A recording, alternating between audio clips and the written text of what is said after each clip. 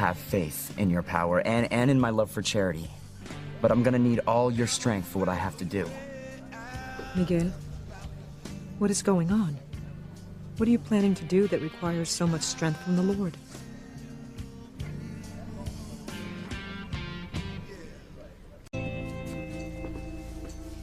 Why do you need strength from the Lord, Miguel? It's just that, it's been really hard since Charity disappeared. I understand. You love her very much? With all my heart. I know how difficult it was for you at the Bennett house when you were unable to rescue Charity from the fires of hell. It was horrible seeing the woman I love in pain and not being able to do anything about it. Mijo, you have to have faith. Father Lonigan believes that Charity will be back. Yes, Mama, I know she will be. Very soon. Ethan, you start making a list of people we should invite, and I'll try to track down a place to print the invitations. Honey, calm down. Look, Mama. Oh, thank God you're here. We have to start planning for our wedding, and we have to start right away. Oh, so much for calming down. Oh, I barely even know where to begin. See, it will all get done. Look, I don't mean to be a downer, but maybe you should think about doing some planning for after the wedding. Well, what do you mean? Well, have you two even thought about where you're going to live once you're married? Well, no, but I know where you can live. I'll build an addition onto the cottage.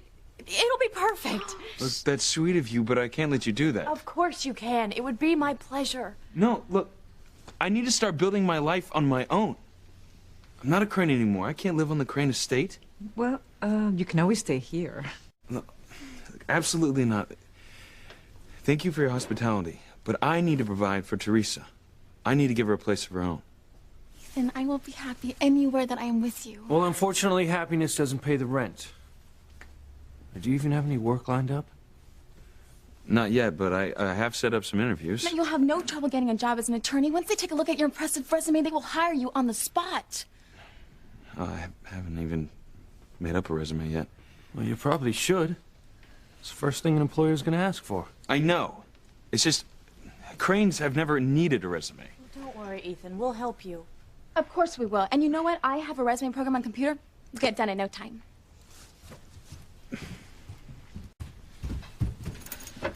Teresita, before you use the computer, the files on Ethan's paternity, they're deleted, right?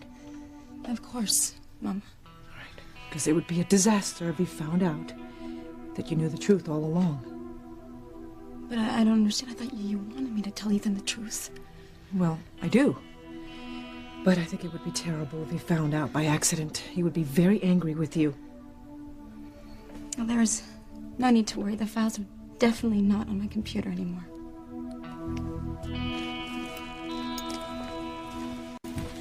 Okay. It's time to start planning our future.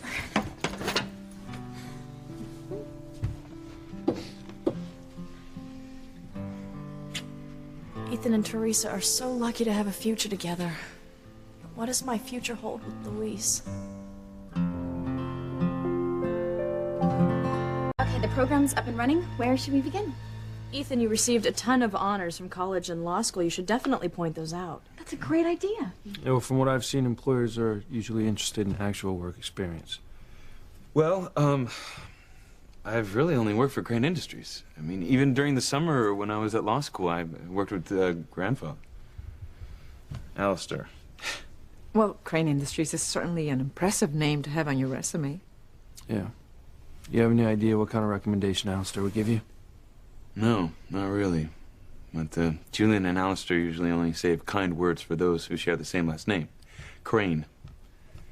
Who cares what Julian or Alistair say? You have an undergraduate and law degree from one of the top schools in the country.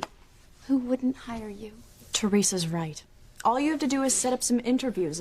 Any employer would see what an asset you would be to their company. I hope you're right. Let's get started. Okay. Luis, there's a lot of dirty dishes in the sink. Would you help me? Excuse us.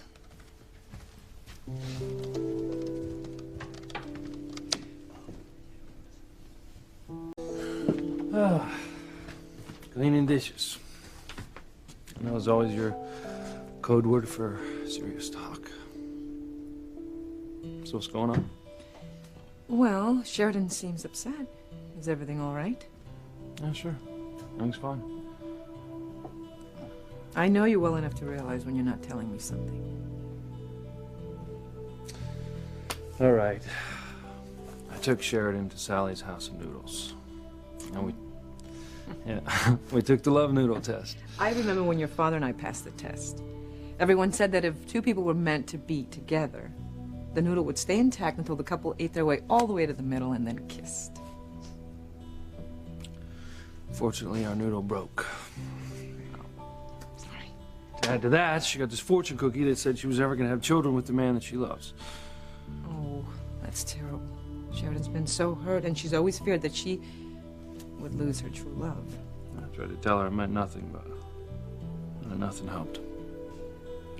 I don't mean to pry into your personal business, but I would like to ask you something. Sure, Ma, you can ask me anything. All right, will Sheridan once again lose love, or do you see yourself making a commitment to her?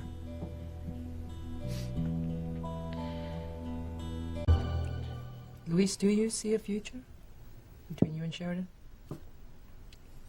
Yes, Mama, I do. I love Sheridan very much. But you also loved Beth once, too. Yeah, but this is different. I never felt this way about a woman before. Well, I can see how deep your feelings are for Sheridan. But there's a difference between feelings and being ready to take the next step in a relationship. What are you saying? You're my son, and I love you, but I care for Sheridan deeply, and I don't want to see her hurt again. Look, I would never hurt Sheridan.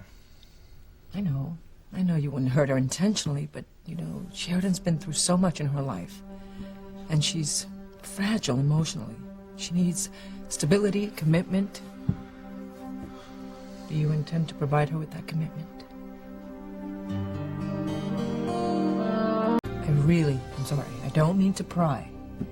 But do you see yourself making a commitment to Sheridan? Sheridan and I just started dating each other seriously. How am I supposed to know if she's the one? I understand your confusion, I do. But look how upset Sheridan got about the noodle test and the fortune cookie. She needs reassurance. I know, I'm always honest with her about my feelings. Well, that's good, but maybe it's not enough. What do you think I should do?